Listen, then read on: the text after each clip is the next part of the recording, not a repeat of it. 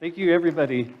I'm going to do my best here to stay on the globe, because I don't know if you've seen a TED Talk, but they have a red one, right? And this is our Fort Lewis-themed TED Talk, Orb. I think I'll do fine.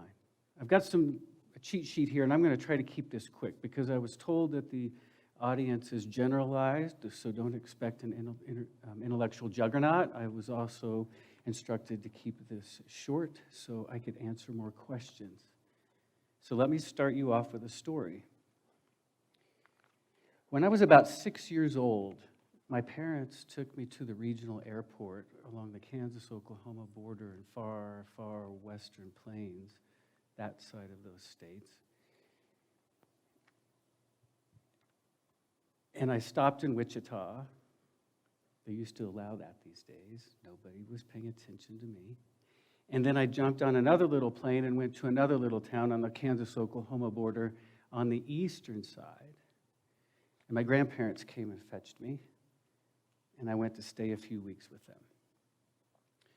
My brother would eventually join us. My grandparents moved there.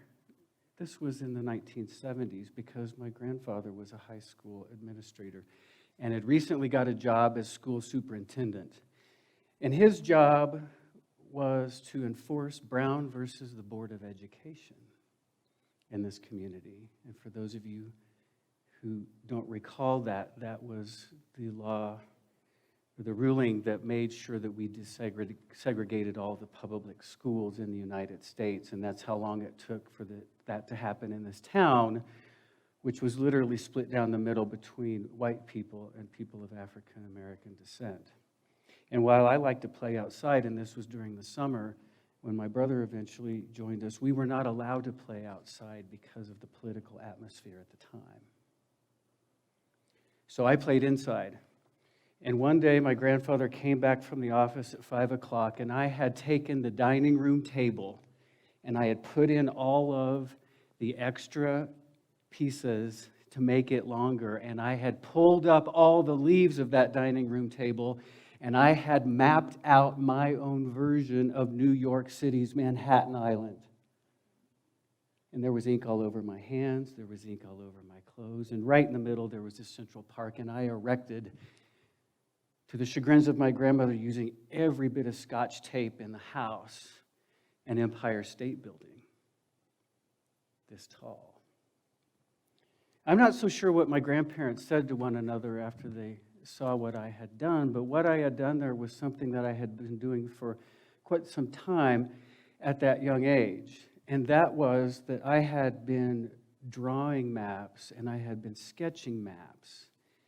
And I had started to collect maps. And I was fortunate enough that my great-grandmother had collected National Geographics and this great, great state tourism magazine called Arizona Highways in her basement. And that at her house, my other grandparents' house, and my mom's house, we had World Book encyclopedias. And I could go through all of them, and I could look at all the people and all the places and look at all the maps. And eventually, by the time I was in middle school, or what we then called junior high, my dad nicknamed me The Map. All right, and I did maps for entertainment. I also did maps during middle school, which was a rough time for therapy. All right, and it was fun. And I still do maps for entertainment and sometimes for therapy, and I also let my students do maps for entertainment and therapy. That is also fun. I want to take you to the concept of the map. Most of us in this room know maps because of this. How many of you, if I told you that I need for you to find these 3 places, which are where I and or my family are from, in the Dust Bowl Southern Plains, Lakin, Kansas, Buffalo, Oklahoma, or Roy, New Mexico, would immediately think that you were going to go to Google or the map app on your phone to figure out where those things were in space? Yes, right? And I always ask my students, how long has it been that our species, Homo sapiens sapiens, has relied on a piece of technology, plastic and metals, in order to figure out where they are? And I want you to think about that as somebody who's part of a species and cultures who inhabit these landscapes and how actually foreign that is. When in fact our mapping exercises have been, as a species over the past 100,000 years, mental exercises of understanding how the lay of the land works, what's around the next corner, and then sharing those bits of cultural knowledge to our local community, our kinship group. The very idea of a map is actually abstract, and maps are all human creation. All right? Maps aren't just out there in the library. Maps just aren't out there in Google Earth and in your app on your telephone, but maps are a creation of human imagination. They are a way of creating a cultural artifact out of spatial knowledge, knowledge about space, on a flat piece of paper. That whole action of making a map is a bit absurd because maps are flat surfaces and the earth is round. And so try to take a piece of paper and wrap it around a ball, and that'll tell you the answer of whether a map has ever been accurate or not. Great. So, step 2. If maps are but a figment of human imagination and then shared as part of cultures and agreed upon whether scientifically or not, after all, there's no scientific reason that north is up. All right, it's a colonial reason. Then I want you to use your imagination and get out your whiteboard and go through this exercise with me. Everybody has to participate, even if you're hosting the event. What I want you to do with that whiteboard is I want you to put right in the middle of it a circle.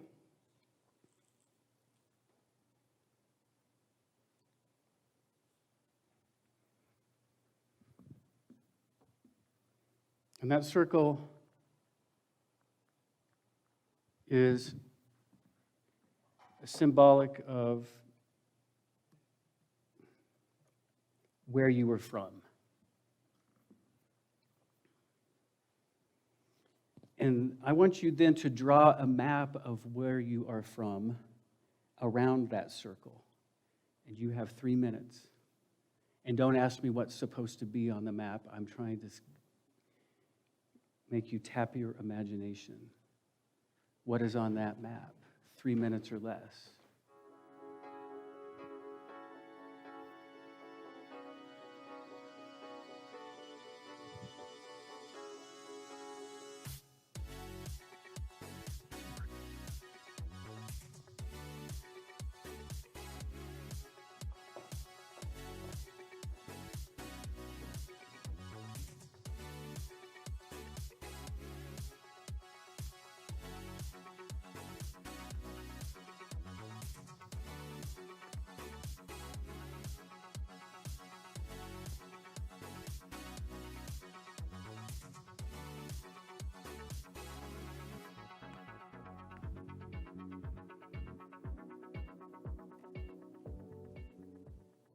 All right, while you wrap these up, all right, I'm going to continue on.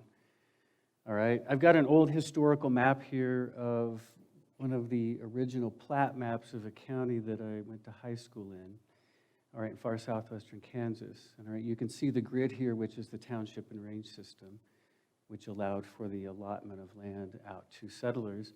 All right, but the point here, I found this is 1888. It's the original plat map, and I found this at a map dealer's store in Taos a long time ago. I still have it.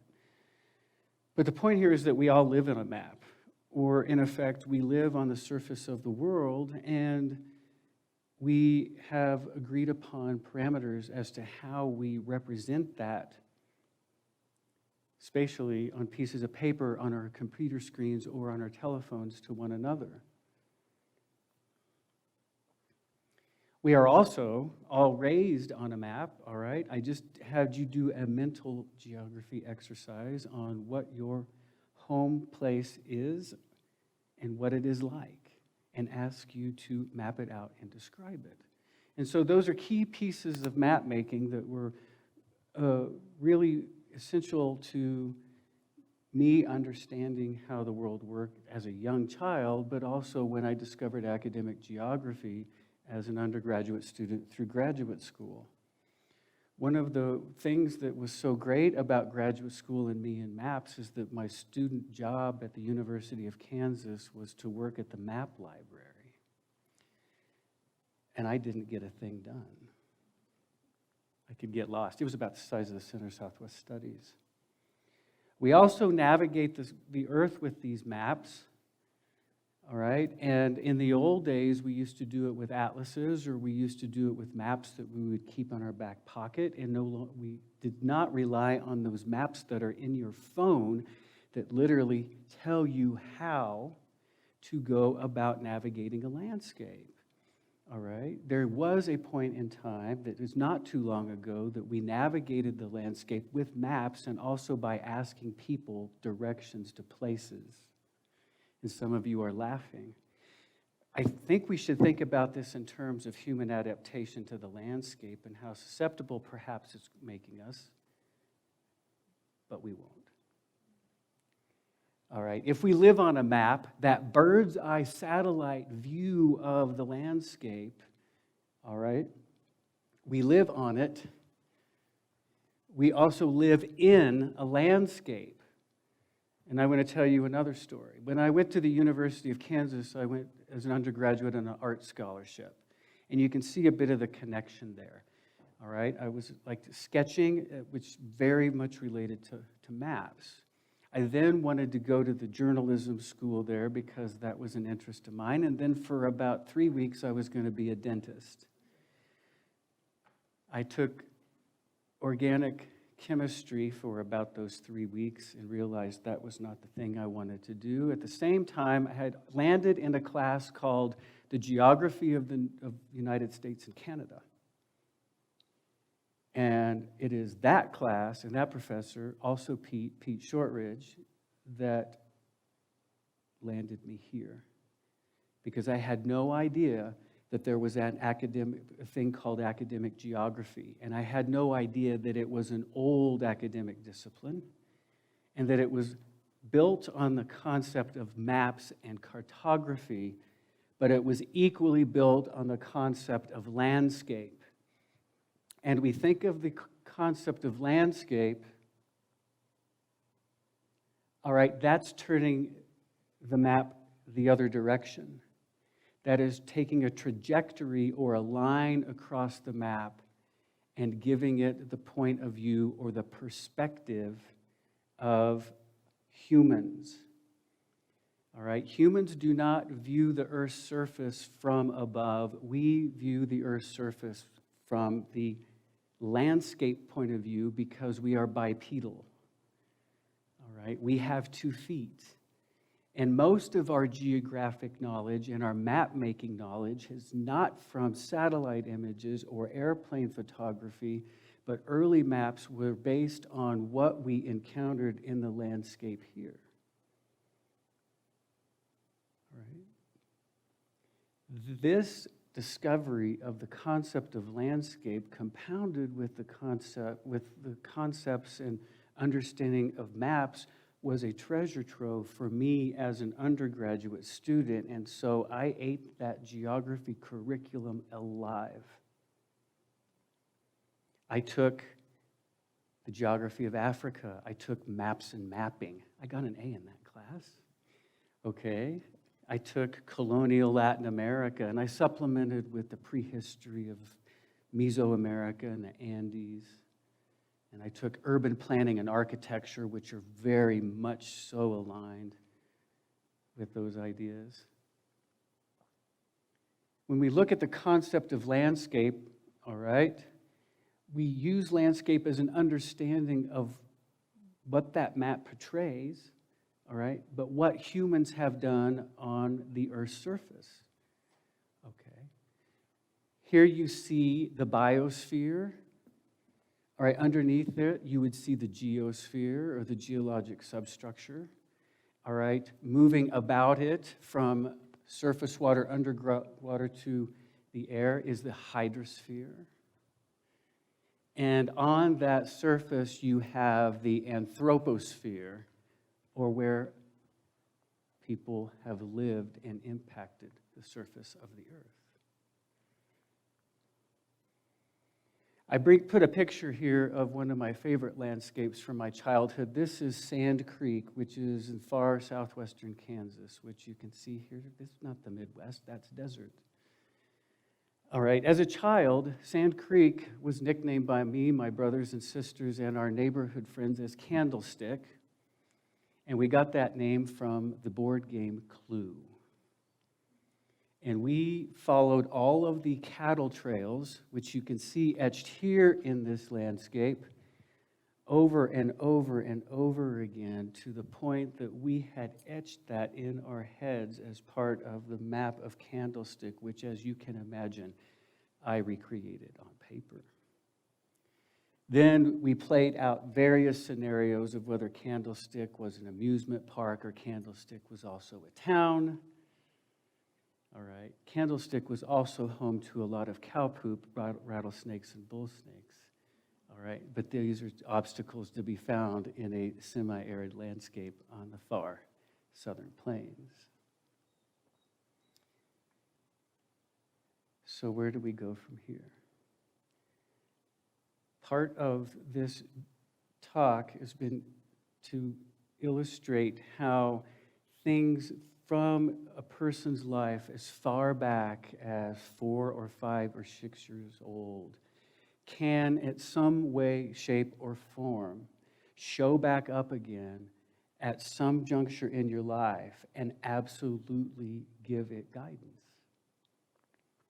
And it was not until I walked into that geography classroom at the University of Kansas that I realized that if I tried as hard as I possibly could, that the kid who was known as the map could also map his way all the way through undergraduate, master's, PhD, and continue. For those of you, I see some of you who've been in my class, I am known to bring in those legal pieces of paper and say, let's map.